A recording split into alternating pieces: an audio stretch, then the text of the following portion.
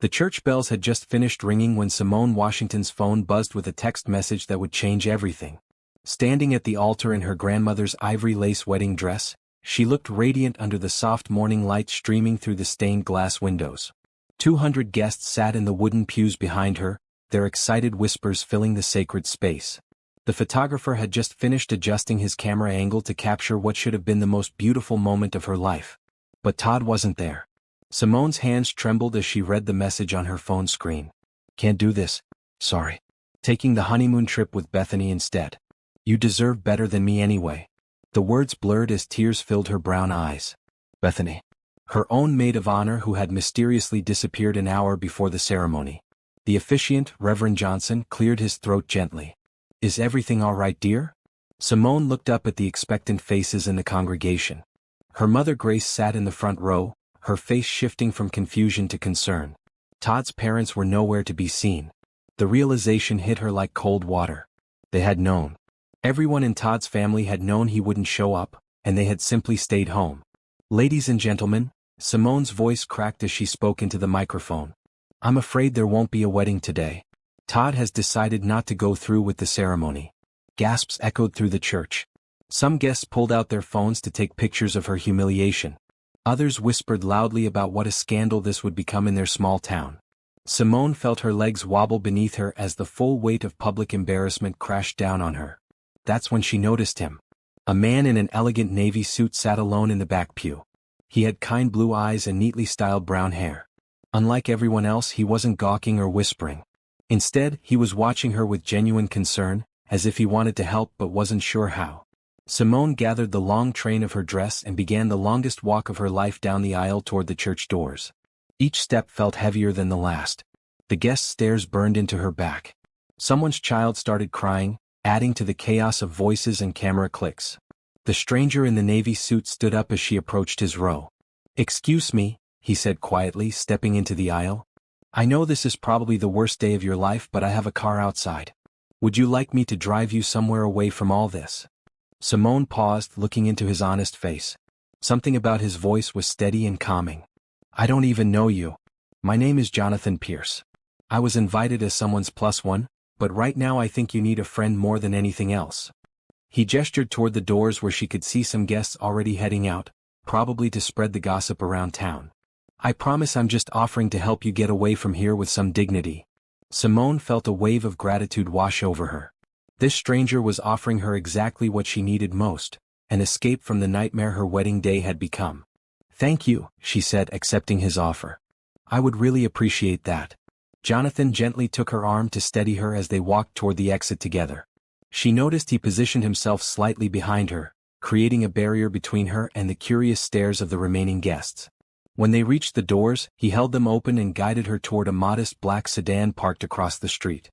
"I'm sorry this happened to you," Jonathan said as he opened the passenger door for her. "No one deserves to be treated like that, especially not on what should have been the happiest day of your life."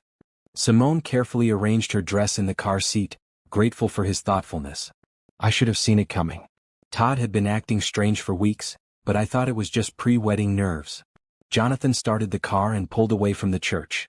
In the rearview mirror, Simone could see some of the guests standing on the church steps, their phones still pointing in their direction. She turned away and focused on the road ahead.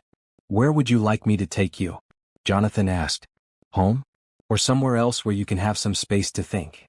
"Not home," Simone said quickly. "My mother will be devastated, and I need a few minutes to figure out what to say to her. Is there maybe a quiet coffee shop or something where I could sit for a while?" "I know just the place," Jonathan replied, turning onto a tree-lined street. "It's peaceful and the owner is very discreet. You won't have to worry about anyone bothering you there." As they drove through the town, Simone felt her breathing slowly return to normal. The kindness of this stranger was like a lifeline in her moment of complete despair. She had accepted his help without hesitation because something deep inside told her she could trust him. Have you ever experienced a moment when a stranger's kindness saved you from complete despair? Stories like Simone's remind us how powerful compassion can be. If this story touches your heart, please subscribe and share your own experiences of unexpected kindness in the comments below. Jonathan parked outside a small cafe called Peaceful Mornings on the quiet side of town. The building was painted soft yellow with white trim, and flower boxes lined the windows. It looked like the kind of place where people came to heal rather than to see and be seen. "This is perfect," Simone said as they walked toward the entrance. The owner, an elderly woman with silver hair, greeted Jonathan warmly and immediately understood the situation without any explanation needed. "Right this way, dear," she said to Simone, leading them to a corner booth away from the windows. "I'll bring you some chamomile tea. It's good for calming the nerves." Simone settled into the cushioned seat, finally feeling safe from prying eyes. Jonathan sat across from her, giving her space while still being present. "Thank you for this," she said. "I can't believe how kind you're being to someone you just met." "Sometimes we all need help from unexpected places," Jonathan replied. "I've been in situations where I felt completely alone, so I understand how important it is to have someone care, even if they're a stranger." The tea arrived, along with warm blueberry muffins that Simone hadn't ordered. When she looked questioningly at the owner, the woman just smiled and patted her shoulder gently before walking away. "She's very intuitive," Jonathan explained. "This place has helped a lot of people through difficult times." Simone wrapped her hands around the warm mug, letting the heat seep into her fingers. "I keep thinking about all the money that's been wasted. The reception hall, the catering, the flowers. My mother's saved for 2 years to help pay for this wedding." Jonathan listened carefully, his expression growing more serious. "What if I told you that money didn't have to be completely wasted?" "What do you mean?" "Well, the reception is already paid for, right? The food, the music, the decorations." When Simone nodded, Jonathan continued. "What if we turned it into a celebration for your mother and all the people who came to support you today? Instead of a wedding reception, it could be a thank you party for everyone who cares about you." Simone's eyes widened. "That's actually a beautiful idea, but I couldn't ask you to help with something like that. You've already done so much." "You're not asking. I'm offering," Jonathan said gently. "I have some experience with event planning, and I think it would be a wonderful way to turn this day around. Your mother and friends deserve to see you celebrating your strength instead of hiding from embarrassment." The genuine warmth in his voice made Simone's heart feel lighter. She found herself accepting his offer with growing excitement. "You're right. They do deserve better than watching me fall apart. If you really think we could pull this off, I would be incredibly grateful for your help." Jonathan smiled, and Simone noticed how his whole face lit up when he was happy. "I'll make some phone calls while you finish your tea. We can have the reception venue transformed into something completely new within a couple of hours." While Jonathan stepped outside to make his calls, Simone called her mother to explain the plan. Grace Washington had been worried sick, but when she heard about the celebration idea, her voice filled with pride. "That's my daughter," Grace said. "Always thinking about others even when her own heart is breaking. This Jonathan person sounds like an angel sent just when you needed him most." When Jonathan returned, his face was bright with good news. "Everything is arranged. The venue coordinator was happy to help once I explained the situation. They're changing the decorations from wedding themes to celebration themes. The DJ will play uplifting music instead of romantic songs, and the caterer is adjusting the menu to be more like a community feast." "How much is this going to cost?" Simone asked, though she was already overwhelmed by his generosity. "Don't worry about that," Jonathan said, waving away her concern. "I have connections in the event industry, and everyone was excited to help make something positive out of a difficult situation. Sometimes the universe provides exactly what we need when we need it most." Simone felt tears of gratitude rather than sadness for the first time that day. "I don't know how to thank you enough. You've taken the worst day of my life and somehow found a way to make it meaningful." "You don't need to thank me," Jonathan said. "Helping you has reminded me how good it feels to use resources for something that really matters. I've been feeling pretty disconnected from people lately, and today has shown me what I've been missing." They spent the next hour planning details for the celebration. Jonathan had a natural talent for organization and seemed to think of everything Simone might need. He offered to arrange transportation for elderly guests, to coordinate with the photographer to capture happy moments instead of awkward ones, and even to have someone professionally clean and preserve her wedding dress so she could decide later what to do with it. "You seem to know a lot about event planning," Simone observed as they walked back to his car. "Is that what you do for work?" Jonathan hesitated for just a moment. "I work in business management. Part of my job involves coordinating large events and making sure everything runs smoothly. It's taught me that most problems have solutions if you approach them creatively." As they drove toward the reception venue, Simone found herself studying Jonathan's profile. He had a quiet confidence that made her feel secure, and his genuine interest in her well-being was unlike anything she had experienced before.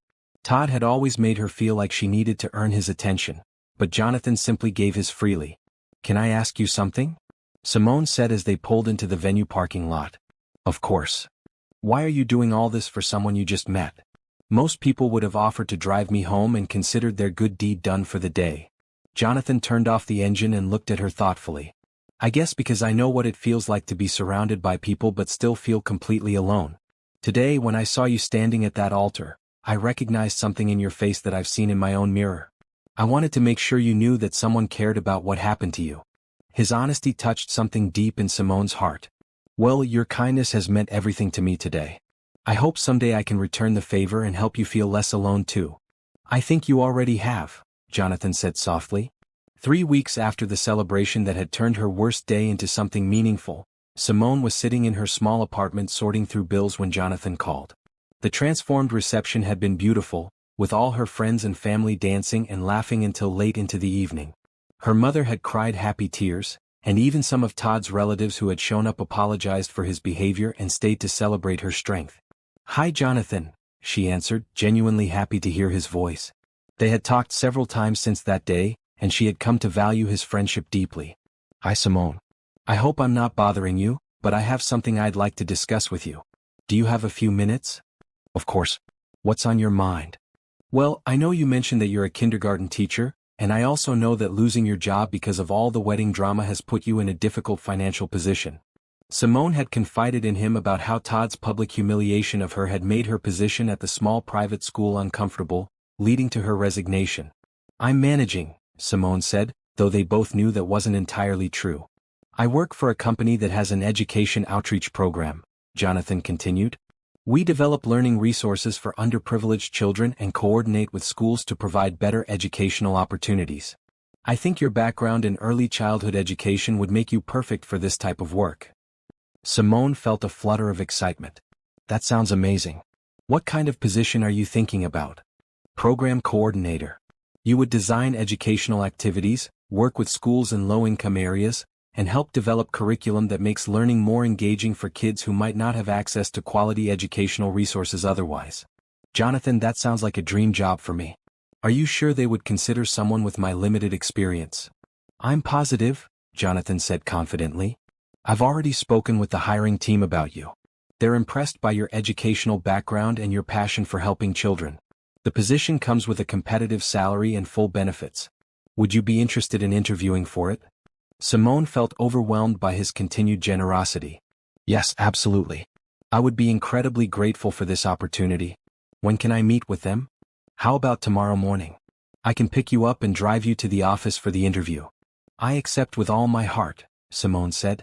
"Jonathan, I don't know what I did to deserve having you come into my life at exactly the right moment, but I'm so thankful." The next morning Jonathan arrived, punctually to drive her to the interview. Simone had spent the previous evening researching education outreach programs and preparing thoughtful answers to potential questions. She wore her best professional outfit, a navy blue dress with a matching blazer that made her feel confident and capable. "You look perfect," Jonathan said as she got into his car. "Remember, they're already interested in hiring you. This interview is really just a formality to make sure you're comfortable with the position." The office building was modern and impressive, with glass walls and beautiful landscaping. Jonathan led her through the lobby to a bank of elevators, using a key card to access the upper floors. "You must have high-level security clearance," Simone observed. "The company takes its privacy seriously," Jonathan replied, which seemed like a reasonable explanation. The interview went wonderfully. The education team was warm and enthusiastic about Simone's ideas for making learning more accessible to disadvantaged children. They offered her the position on the spot, along with a salary that was significantly higher than what she had earned as a kindergarten teacher. "We're excited to have you start next Monday," said Dr. Patricia Coleman, the department head. "Jonathan has told us so much about your passion for education, and we think you'll be a perfect fit for our mission." "I'm honored to accept this position," Simone said, shaking hands with everyone on the team. "Thank you for giving me this opportunity."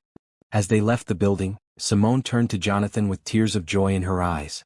"I can't believe how perfectly everything worked out. This job is exactly what I've always wanted to do but never thought I'd have the chance to pursue." "Sometimes when one door closes, a better one opens," Jonathan said. "I have a feeling you're going to do incredible things in this position." I hope so. I want to make sure I live up to your recommendation. Over the following weeks, Simone threw herself into her new role with enthusiasm. She developed creative learning programs that combined traditional academics with hands-on activities. Her first project involved working with 5 schools in underprivileged neighborhoods to create reading corners with comfortable seating and engaging books. What she didn't realize was that Jonathan often watched her presentations from the back of meeting rooms, smiling as he saw her natural leadership abilities shine. He had given her the opportunity, but her success was entirely her own achievement. "You're really flourishing here," Jonathan said one evening as they had coffee after a particularly successful school visit. "The teachers keep telling me how much the kids love your programs. It feels incredible to be doing work that actually makes a difference," Simone replied. "And the best part is I keep getting more resources approved for new projects. Whoever runs this company really understands the importance of education." Jonathan smiled mysteriously. "I'm sure they do. Have you ever met the CEO?" Simone asked. "I'd love to thank them personally for creating these opportunities for children." "Maybe someday," Jonathan said. "Right now, I think what matters most is that you're able to do the work you love." Simone reached across the table and squeezed his hand. "You've changed my life in ways I never could have imagined.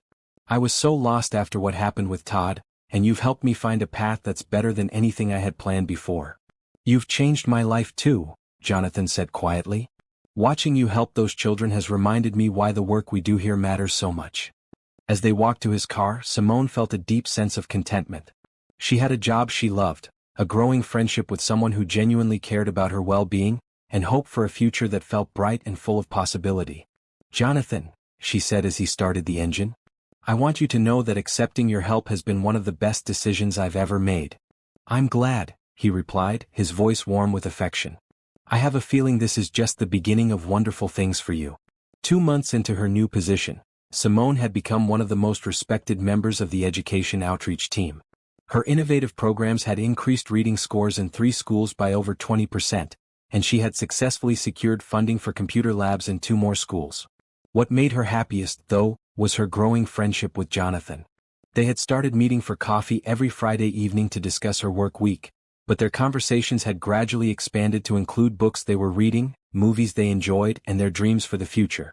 Simone found Jonathan to be one of the most thoughtful listeners she had ever met, and his insights often helped her solve problems she hadn't even realized she was facing.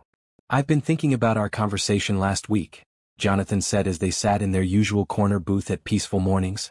"You mentioned that you're having trouble finding an apartment you can afford that's also close to the schools you work with." "It's not a huge problem," Simone said, though she had been feeling stressed about her current living situation. Her temporary apartment was expensive and far from most of her work sites. "I'll figure something out." "What if I told you I know about a perfect place that just became available?" Jonathan asked. "It's a 2-bedroom apartment in a safe neighborhood, close to public transportation, and the rent is very reasonable." "That sounds too good to be true," Simone said. "What's the catch?" "No catch. The owner is someone I know through work, and he's more interested in finding a good tenant than maximizing profit. He specifically wants to rent to someone who works in education or community service." Simone felt her excitement growing. "Would you be willing to introduce me to him? I would be so grateful for the opportunity to at least look at the place." "Of course," Jonathan said. "I can arrange for you to see it this weekend if you're interested." "I accept your offer to help with this," Simone said warmly. "You've been such a good friend to me, Jonathan. I don't know how I can ever repay all the kindness you've shown." "Friendship isn't about keeping score," Jonathan replied. "You've brought so much joy into my life just by being yourself. That's worth more than any favor I could do for you." Saturday morning, Jonathan picked Simone up to drive her to see the apartment.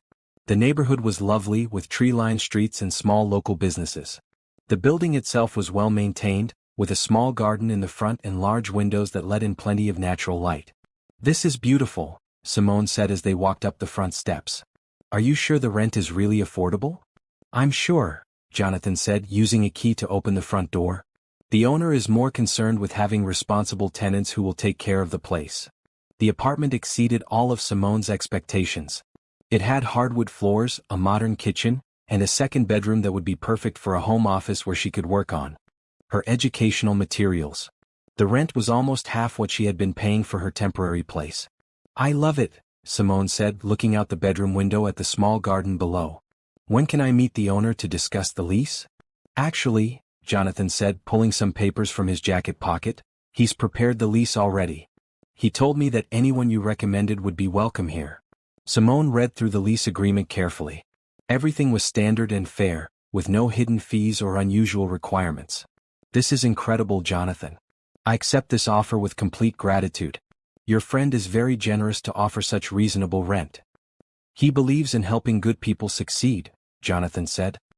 He's especially supportive of educators and people who work with children. They spent the rest of the morning measuring rooms and planning how Simone would arrange her furniture. Jonathan offered to help her move, which she accepted happily. She had learned to receive his offers of help with grace, understanding that his generosity came from genuine care rather than any expectation of something in return. I've been thinking, Jonathan said as they sat on the apartment floor sharing sandwiches for lunch. You mentioned wanting to visit the art museum but never having time.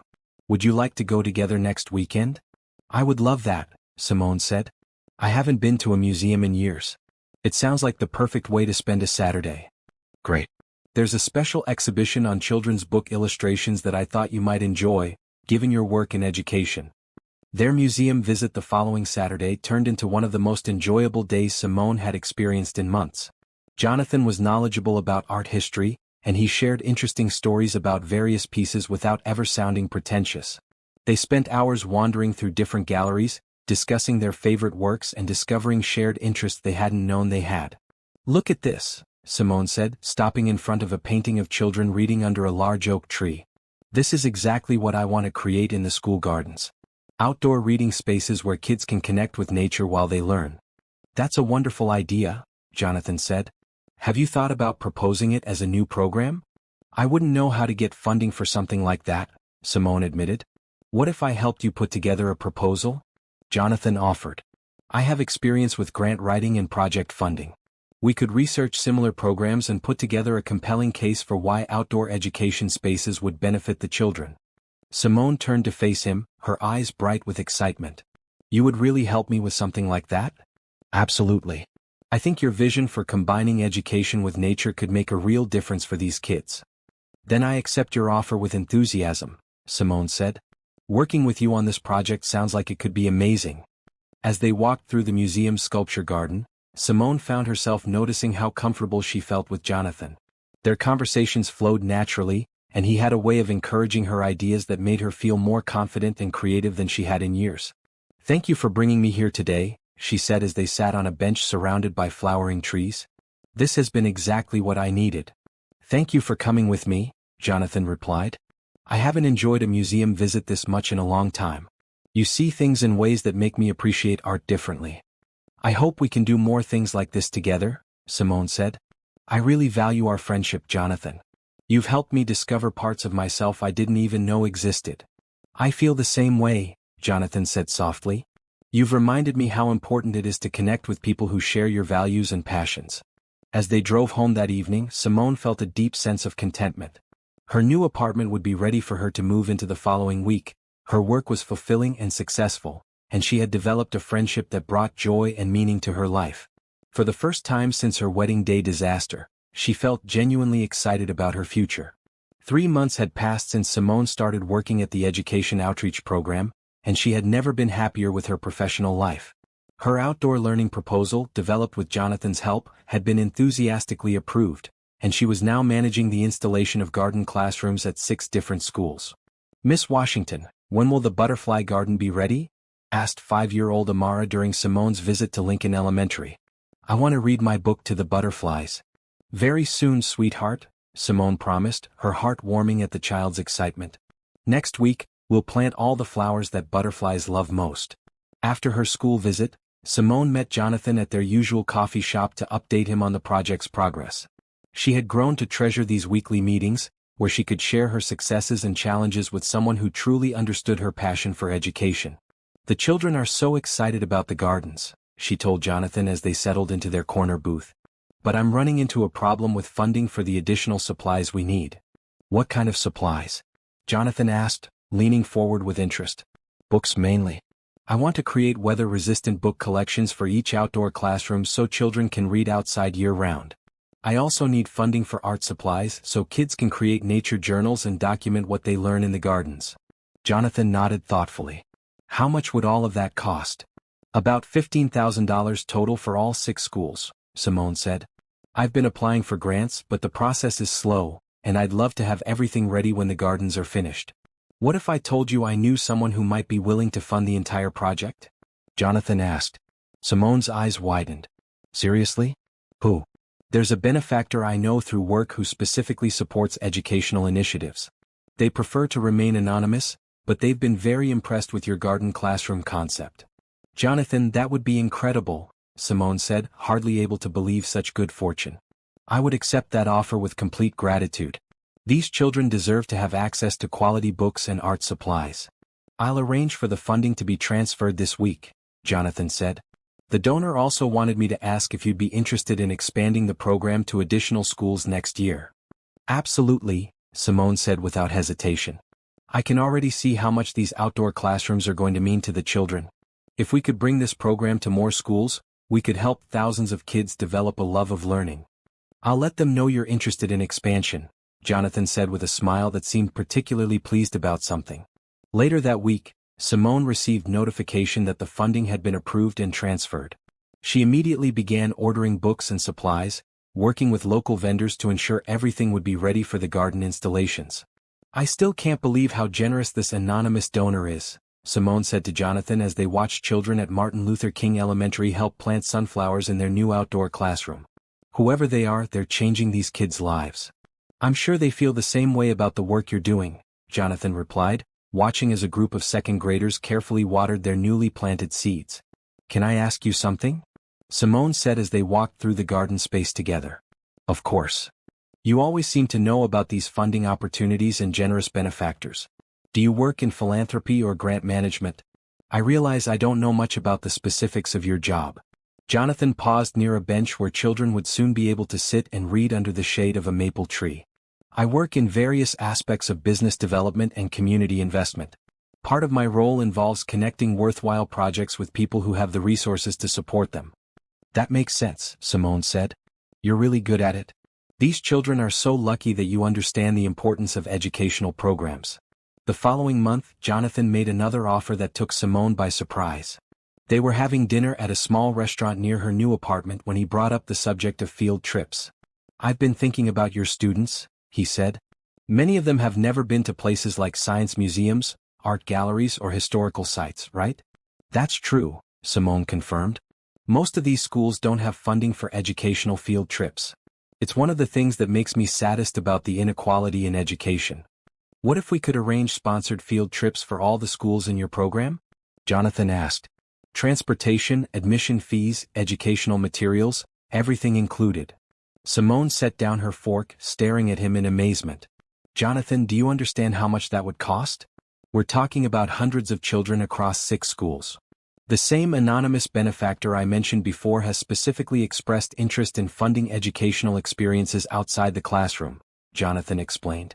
They believe that exposing children to museums, science centers and cultural institutions is just as important as traditional classroom learning. I couldn't agree more, Simone said, her excitement building. Studies show that children who visit museums and cultural sites develop stronger critical thinking skills and broader worldviews. So you would accept this funding if it were offered? Without any hesitation, Simone said firmly. These children deserve to experience the wider world beyond their neighborhoods.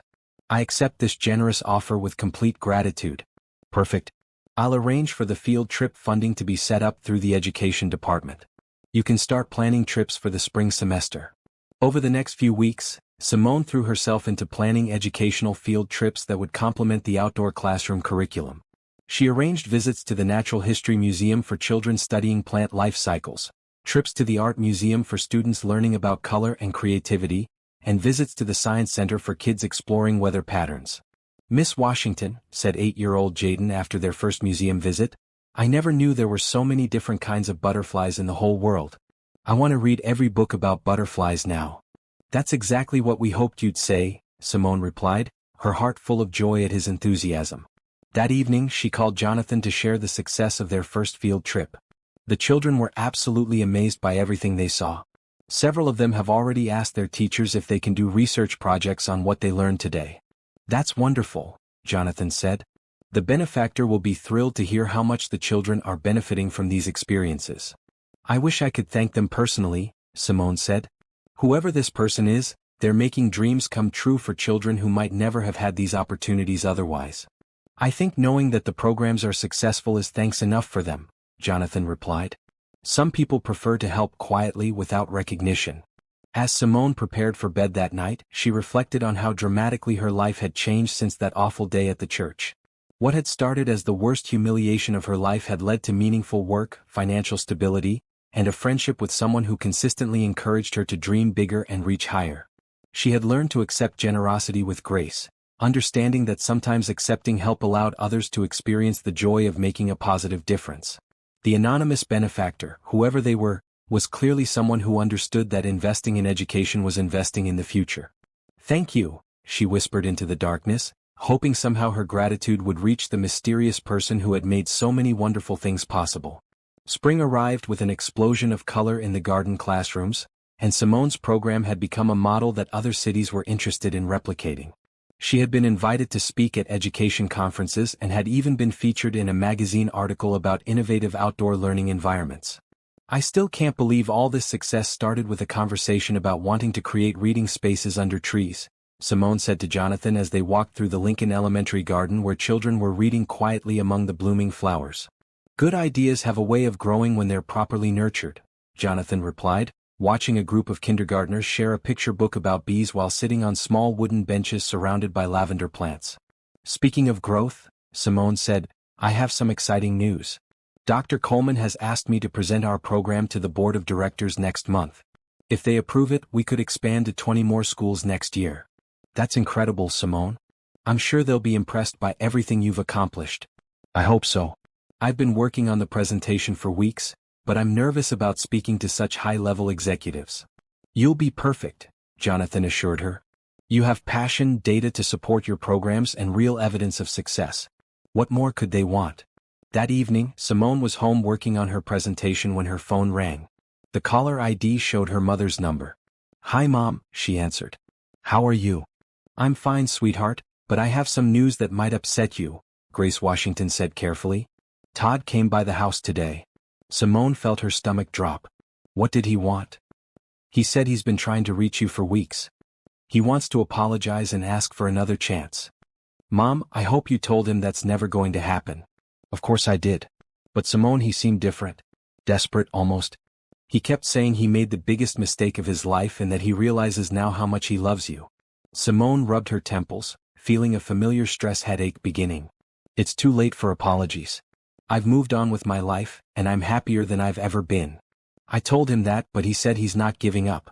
He mentioned something about proving he's changed and making grand gestures to win you back. After hanging up with her mother, Simone felt unsettled. She had built a new life based on kindness, generosity, and meaningful work. The last thing she wanted was for Todd to disrupt the peace and happiness she had found. She decided to call Jonathan to talk through her concerns. His calm presence always helped her think more clearly. I'm sorry he's bothering you, Jonathan said after she explained the situation. How are you feeling about all this? Annoyed mostly. And a little worried that he might try to cause problems at work or in other areas of my life. Would you like me to help you handle this situation? Jonathan offered. I have some experience dealing with people who won't accept no for an answer. Simone felt immediate relief at his offer. What could you do? I could have my lawyer send him a formal letter explaining that any further contact with you or your family constitutes harassment. Sometimes people need official communication to understand that their behavior is unacceptable. You would really do that for me? Simone asked, touched by his willingness to protect her. Of course. I care about your well-being and I don't want anyone causing you stress or anxiety. Then I accept your offer gratefully, Simone said. I want to focus on my work and my future, not waste energy dealing with someone from my past. I'll take care of it tomorrow, Jonathan assured her. Todd will receive clear legal notice that he needs to leave you alone. The next day at work, Simone was reviewing field trip reports when Dr. Coleman stopped by her office with a concerned expression. Simone, I need to talk with you about something sensitive, she said, closing the office door behind her. Is everything okay? A man came by this morning claiming to be your fiancé. He said there had been a misunderstanding about your relationship status and that he needed to speak with you urgently about personal matters. Simone felt her face flush with embarrassment. Dr. Coleman, that man is my ex-fiancé. He left me at the altar several months ago, and now he's apparently trying to insert himself back into my life. I've had no contact with him since our wedding day. I figured it was something like that, Dr. Coleman said kindly. He seemed agitated when I told him we couldn't give out information about our employees. I wanted you to know in case he tries to contact you here again. Thank you for protecting my privacy. I've already asked someone to send him a legal notice to stop contacting me. Good. If he shows up here again, we'll have security escort him off the property. That afternoon, Jonathan called to update her on the legal situation. My lawyer sent the letter this morning and Todd's response was immediate. He called the law office claiming that you're making a mistake and that he has important information about the people you're working with. What kind of information? Probably nothing truthful, Jonathan said. People like Todd often try to create drama when they're not getting the attention they want. My lawyer made it clear that any further contact would result in a restraining order. Thank you for handling this so quickly, Simone said. I feel much better knowing there are legal boundaries in place now. That evening, as Simone was preparing for bed, her doorbell rang. She looked through the peephole and saw an elderly woman with kind eyes and silver hair standing on her porch. Can I help you? Simone asked through the door. My dear, my name is Helen Pierce. I'm Jonathan's grandmother, and I was hoping we could have a quick conversation. Simone opened the door, curious about why Jonathan's grandmother would visit her unannounced. Helen was elegantly dressed and carried herself with the dignity of someone accustomed to respect. Please come in, Simone said. Can I offer you some tea? That would be lovely, thank you. As they sat in Simone's living room, Helen studied her with intelligent eyes. Jonathan has told me so much about you and your wonderful work with children. I wanted to meet the young woman who has brought such joy into my grandson's life. Jonathan has been an incredible friend to me, Simone said. I'm lucky to know him. He speaks about you constantly, Helen said with a knowing smile. Your passion for education, your kindness, your strength.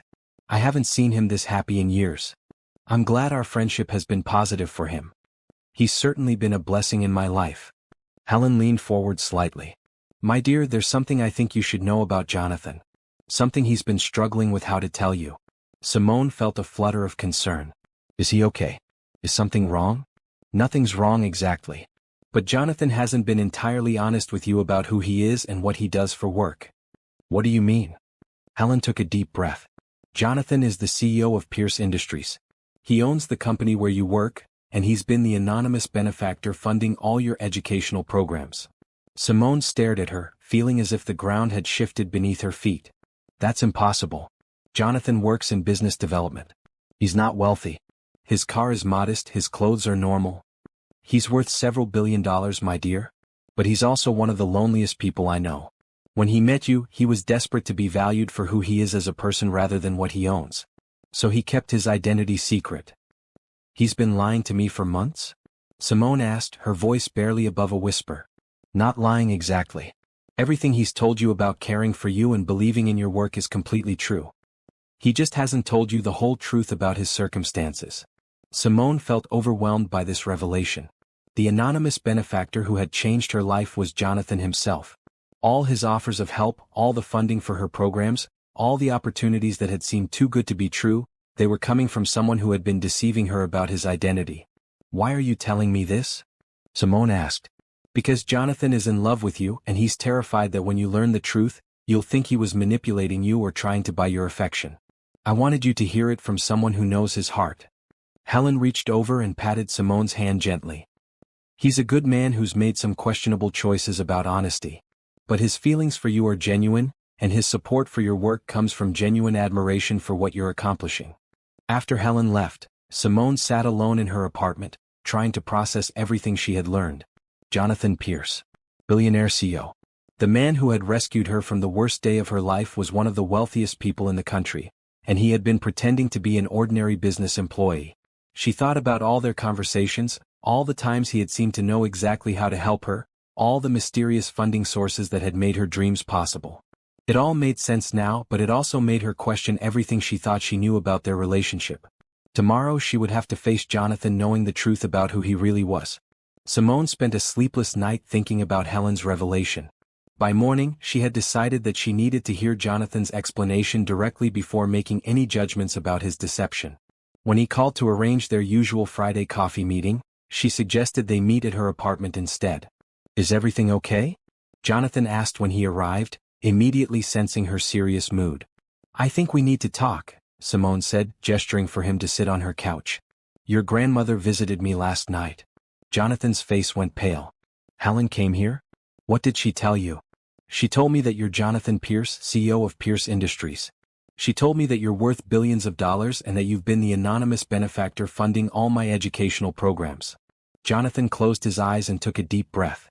When he opened them again, his expression was filled with regret and vulnerability. "Simone, I'm so sorry. I wanted to tell you the truth so many times, but I was afraid of how you'd react." "I don't know how I'm supposed to react," Simone said honestly. "For months I've been accepting help from someone I thought was just a kind friend. Now I find out that same person is one of the most powerful men in the city and has been, playing games with me." "It wasn't a game," Jonathan said urgently. "Everything I told you about caring for you and believing in your work was completely true. I just couldn't figure out how to tell you about the money without changing everything between us." "But you did change everything between us by not telling me," Simone pointed out. "Every conversation we've had has been based on false information.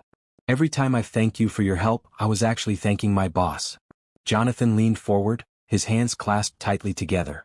"When I met you that day at the church, you were this incredible woman who had just been abandoned and humiliated, but you still had the strength to stand up with dignity and grace. I wanted to help you because you deserved better than what had happened to you. But why the deception? Why not just tell me who you were from the beginning?" "Because I've learned that when people know about my wealth, they see dollar signs instead of seeing me," Jonathan explained. "Every relationship becomes transactional. People agree with everything I say, laugh at jokes that aren't funny, and pretend to share interests they don't really have. I wanted to know what it felt like to be valued for myself, not my bank account." Simone studied his face, seeing genuine pain in his expression. "So you decided to lie to me instead?" "I decided to let you get to know me without the complication of money influencing your feelings," Jonathan said. "And it worked, didn't it? You became my friend because you liked who I am as a person, not because you wanted something from me." "But I did want something from you," Simone said. "I wanted honesty. I wanted to know that the person I was growing to care about was real, not playing a character." "I am real," Jonathan insisted. "Every moment we've spent together, every conversation we've had, every feeling I've shared with you has been completely authentic. The only thing I kept secret was the extent of my financial resources." Simone stood up and walked to her window, looking out at the garden where children from the nearby school were playing. "All those funding opportunities you knew about, all those anonymous benefactors who supported exactly the projects I was passionate about. That was all you." "Yes." "And my job at Pierce Industries? I created the position specifically for you because I knew you'd be amazing at it. But everything you've accomplished since then has been your own success. I provided opportunities, but you've exceeded every expectation with your talent and dedication." Simone turned back to face him. "Jonathan, do you understand how this makes me feel? Like everything good that's happened to me has been charity from someone who felt sorry for me." "That's not true at all," Jonathan said, standing up to face her. "Yes, I provided funding and opportunities, but you're the one who turned them into something meaningful. You're the one who designed innovative programs that actually help children learn. You're the one who works 18-hour days because you care so much about these kids. I may have opened doors, but you're the one who walked through them and made magic happen." "But you should have told me," Simone said, her voice soft with hurt. "I deserve to know who I was really dealing with." "You're absolutely right," Jonathan admitted. "I should have told you weeks ago when I realized I was falling in love with you. I kept waiting for the perfect moment, but there never seemed to be one." Simone felt her heart skip at his words. "You're in love with me?" "Completely," Jonathan said without hesitation. "You're the most genuine, compassionate, intelligent woman I've ever known. You've brought joy and purpose into my life in ways I never thought possible. That's why I was so scared to tell you the truth. I couldn't bear the thought of losing you." Simone sat back down, overwhelmed by the complexity of her emotions. She was hurt by his deception, but she could also understand his motivations. She had seen how people often treated wealthy individuals differently, and she could imagine how isolating that must be. "I need you to understand something," she said carefully. "I'm not angry about your wealth. I'm not even angry about your generosity. I'm hurt that you didn't trust me enough to be honest about who you are. I trust you completely, Jonathan said, sitting down across from her. It was myself I didn't trust. I was afraid that if you knew about my money, you'd start seeing me differently. I was afraid you'd accept my help because you felt obligated rather than because you wanted to. But that's exactly what happened anyway, Simone pointed out. I've been accepting help from my employer without knowing it. That changes the power dynamic of our entire relationship. Jonathan was quiet for a moment, considering her words. You're right. I handled this badly. I should have told you the truth after our first coffee together, when I realized how much I wanted you in my life. Why didn't you? Because I was selfish, he admitted. You looked at me like I was just a regular person who cared about you, and I hadn't experienced that in years. I wanted to hold on to that feeling for as long as possible. Simone felt tears welling up in her eyes. Jonathan, I did care about you. I still do. But now I don't know how to separate my feelings about you as a person from my gratitude for everything you've done to help me build this new life. What if I told you that everything I've given you has made me happier than any business deal or investment I've ever made? Jonathan asked. What if I told you that watching you help those children has reminded me why I wanted to start a foundation in the first place? You haven't just been receiving help, Simone. You've been giving me purpose and meaning. I need time to think about all this, Simone said. This changes everything I thought I knew about us, about my job, about my future. I understand, Jonathan said, standing up to leave. Take all the time you need. But please remember that regardless of money or job titles or any other complications, my feelings for you are real. You've become the most important person in my life. After he left, Simone sat in her quiet apartment thinking about everything that had happened. Jonathan's deception had hurt her, but she could also see that his motivations came from loneliness and fear rather than malice. The question now was whether she could trust him to be honest with her going forward. Her phone buzzed with a text message. It was from Jonathan. I've arranged for a complete financial separation between my personal relationship with you and your professional work.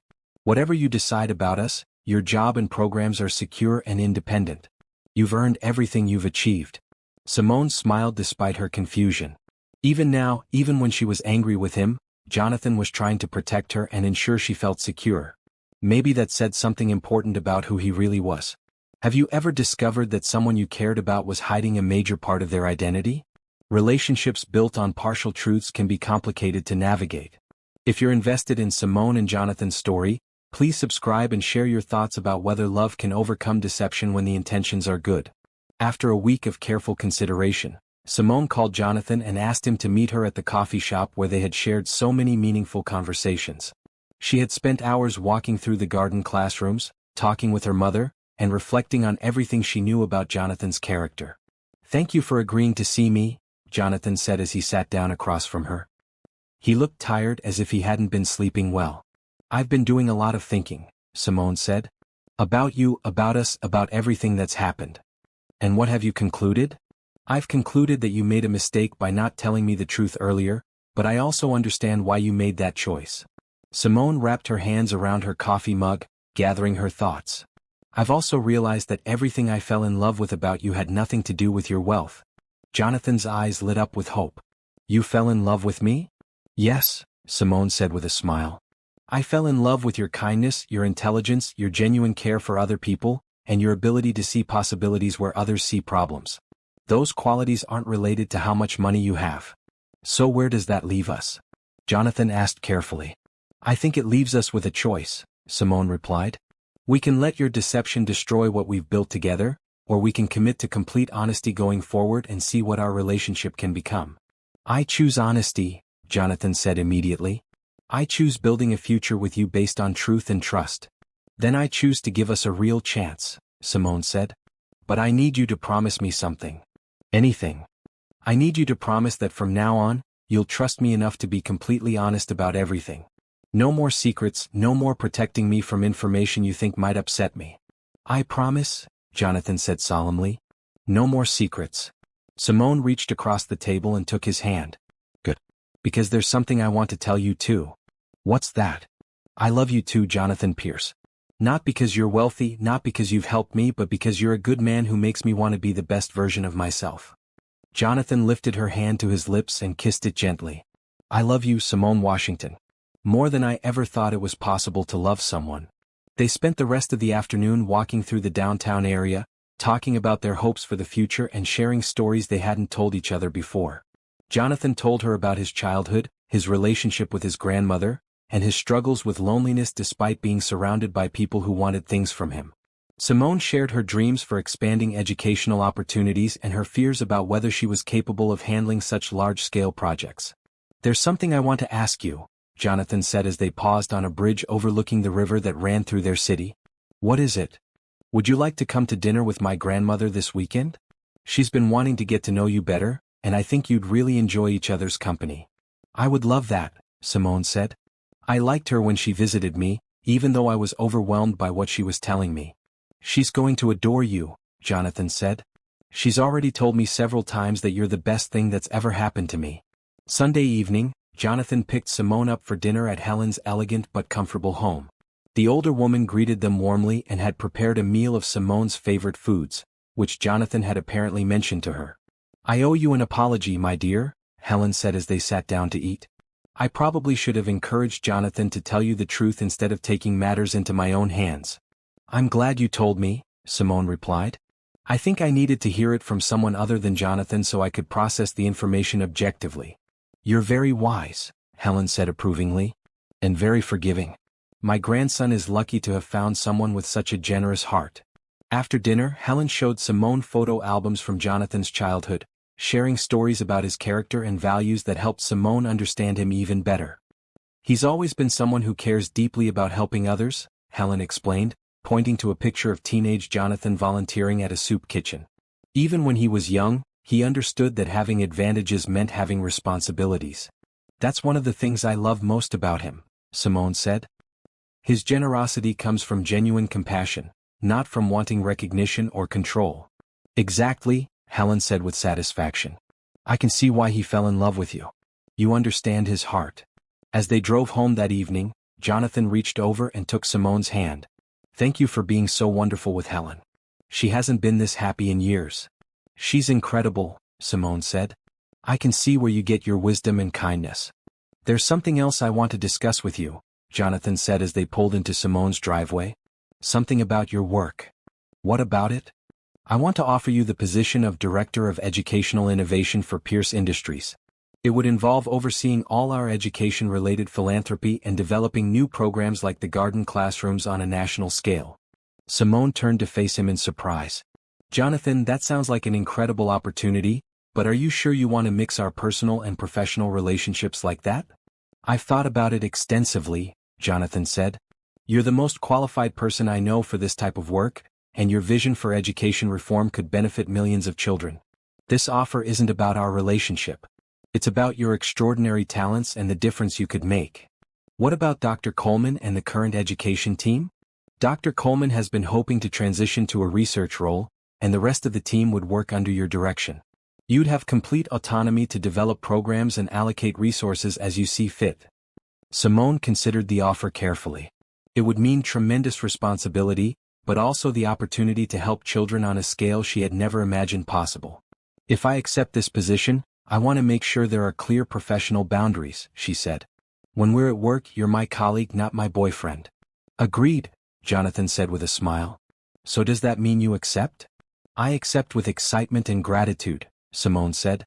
"And I promise to use this opportunity to create programs that will make a real difference in children's lives." Jonathan leaned over and kissed her softly. "I can't wait to see what you accomplish." "You're going to change the world, Simone." "We're going to change the world," she corrected. "Together." As she walked to her front door that night, Simone felt a sense of completeness she had never experienced before. She had found meaningful work, financial security, and most importantly, a partner who valued her for exactly who she was. The future stretched ahead of them, bright with possibilities and filled with love. 6 months into their relationship, Simone and Jonathan had found a perfect balance between their personal and professional lives. Simone had exceeded all expectations in her role as Director of Educational Innovation, launching garden classroom programs in 12 states and developing a teacher training curriculum that was being adopted by universities nationwide. "The preliminary data from our pilot programs is incredible," Simone told the Pierce Industries Board of Directors during her quarterly presentation. Students in schools with garden classrooms are showing 30% improvement in science comprehension and 40% improvement in reading engagement. The board members nodded approvingly, asking thoughtful questions about expansion timelines and budget allocations.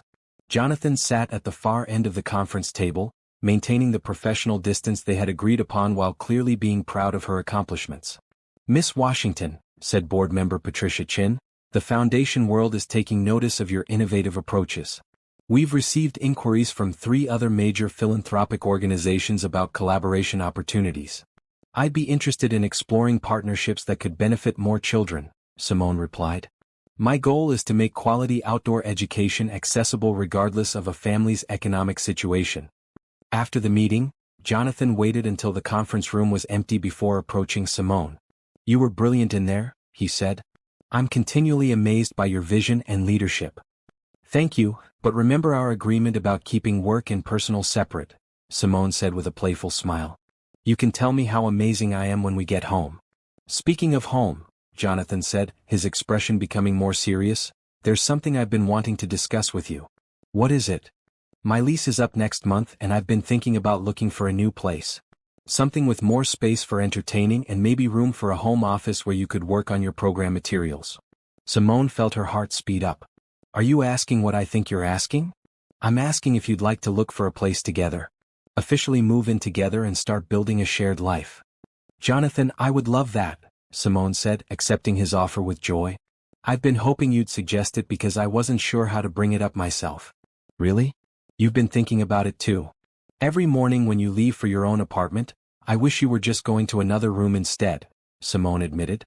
"I love spending time with you and I love the idea of waking up in the same place every day." They spent the following weekends looking at houses together, searching for something that would accommodate both their needs and reflect their shared values. They found the perfect place in a quiet neighborhood known for its excellent schools and strong sense of community. "This is it," Simone said as they walked through a beautiful craftsman-style house with large windows, hardwood floors, and a spacious backyard perfect for gardening. "I can picture us hosting dinner parties here, working on foundation projects in the study, and growing our own vegetables in that garden." "I can picture all of that too," Jonathan said, pulling her close as they stood in what would become their kitchen. "I can also picture Helen visiting us here for Sunday dinners and maybe someday having children who would love playing in that backyard." "Children?" Simone asked, looking up at him with surprise and delight. "Is that something you think about? Having a family together?" "I think about it all the time," Simone said. "I love working with children and I've always dreamed of having my own someday. I just wasn't sure if you wanted kids." "I want everything with you," Jonathan said, kissing her forehead. "A home, a family, a future where we can continue doing meaningful work together." "Then let's make an offer on this house," Simone said. "Let's start building that future." The house purchase went smoothly, and within 6 weeks they were moving their belongings into their shared home. Helen had insisted on hosting a housewarming party, inviting Simone's mother Grace, their work colleagues and several friends from the community organizations they supported. "Look at this beautiful home," Grace said as she toured the house with Helen. "You can tell it's going to be filled with love and laughter. And probably quite a few children in the not-too-distant future," Helen added with a knowing smile. The housewarming party was a perfect reflection of Simone and Jonathan's values. Instead of expensive decorations or catered food, they had prepared simple homemade dishes and filled the house with flowers from their own garden. Guests included teachers from the schools where Simone worked, business partners of Jonathan's who shared their philanthropic interests, and neighbors who had welcomed them warmly to the community. "I have an announcement to make," Jonathan said as everyone gathered in the living room after dinner. "Simone has been working on something special, and I wanted to give her the opportunity to share it with all of you." Simone stood up, feeling nervous but excited about what she was about to reveal. "Many of you know about our garden classroom program and how successful it's been in improving educational outcomes for children. What you might not know is that we've been quietly working on something much larger." She paused, looking around the room at all the supportive faces. "We're launching the National Education Innovation Foundation, with a goal of bringing outdoor learning programs to over 10,000 schools within the next 5 years. We're also establishing teacher training centers, developing curriculum resources, and creating scholarship programs for students who want to pursue careers in education." The room erupted in applause and excited questions about the foundation's goals and timeline. "How did you manage to organize something this comprehensive?" asked Dr. Coleman, who had been one of Simone's strongest supporters. It's been a team effort, Simone replied, looking at Jonathan with love and gratitude. I provided the educational vision, and Jonathan provided the business strategy and resources to make it sustainable. We've also partnered with universities, other foundations, and community organizations who share our commitment to educational equity. After the guests left, Simone and Jonathan sat on their back porch swing, enjoying the peaceful evening and reflecting on how much their lives had changed. A year ago, I was a kindergarten teacher who thought her biggest dream was having her own classroom, Simone said. Now I'm running a national foundation and living with the most wonderful man I've ever known. A year ago, I was a lonely billionaire who thought money was the answer to every problem, Jonathan replied. Now I know that love and meaningful work are the only things that really matter. We make a good team, Simone said, curling up against his side. The best team, Jonathan agreed. I love you, Simone Washington. I love you too, Jonathan Pierce. As they sat together watching fireflies dance in their garden, both Simone and Jonathan felt a deep sense of contentment and excitement about their future together. They had built something beautiful from the ashes of Simone's worst day, and they were just getting started. 1 year later, Simone stood in the same church where her life had been turned upside down by Todd's abandonment. But this time, everything was different. This time, she was surrounded by people who loved and supported her unconditionally. This time, the man waiting for her at the altar was someone who had proven his devotion through consistent kindness and unwavering commitment. Are you ready, sweetheart? Grace asked as she adjusted Simone's veil. The wedding dress was new, elegant but simple, reflecting Simone's natural grace and understated beauty. I've never been more ready for anything in my life, Simone replied, looking at herself in the mirror. Her reflection showed a woman who was confident, loved, and excited about her future. Helen appeared in the doorway of the bridal preparation room, tears of joy in her eyes. You look absolutely radiant, my dear. Jonathan is the luckiest man in the world. I think I'm the lucky one, Simone said, accepting the pearl bracelet Helen offered her. Something borrowed from the Pierce family, to welcome you officially into our hearts. I'm honored to wear it, Simone said, fastening the delicate bracelet around her wrist. As the wedding music began, Simone walked down the aisle with her mother beside her. The church was filled with friends, family, colleagues, and children from the schools where her programs had made a difference. Several of her former students had made her cards and pictures that decorated the altar area. Jonathan stood waiting for her, looking handsome in his black tuxedo but more importantly, looking at her with complete adoration and love.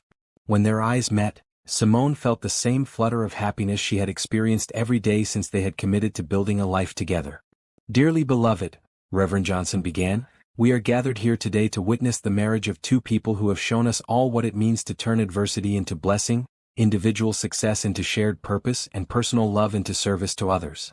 The ceremony was intimate and meaningful, with vows that Simone and Jonathan had written themselves. They promised to support each other's dreams, to maintain honesty and trust in their relationship, and to use their resources and talents to help others find hope and opportunity. I, Jonathan, take you, Simone, to be my wife, Jonathan said, his voice steady and sure. I promise to love you not just in happiness but in challenges, to support your dreams as enthusiastically as my own, and to work beside you in making the world a better place for children everywhere. I, Simone, take you, Jonathan, to be my husband, Simone replied, tears of joy streaming down her face. I promise to love you for who you are, not what you have, to trust in your goodness even when I don't understand your choices, and to build a family with you based on kindness, generosity, and service to others. When Reverend Johnson pronounced them husband and wife, the church erupted in cheers and applause. Jonathan kissed Simone tenderly, and she felt as if her heart might burst from happiness. The reception was held in the same venue where they had celebrated Simone's strength a year earlier, but this time the decorations were pure celebration. Tables were filled with flowers from their own garden, and the centerpieces included small potted plants that guests could take home to start their own gardens. Ladies and gentlemen, Jonathan said during his speech, a year ago Simone taught me that sometimes the worst thing that can happen to you leads to the best thing that can happen to you. Today, I'm marrying a woman who has shown me what true partnership looks like. And I'm marrying a man who proved that real love shows up in actions, not just words, Simone added. Together, we're going to continue working to make sure every child has access to quality education and outdoor learning experiences. Dr. Coleman stood up to make a toast. To Simone and Jonathan, who have shown us that when two people combine their individual strengths with shared values, they can accomplish incredible things.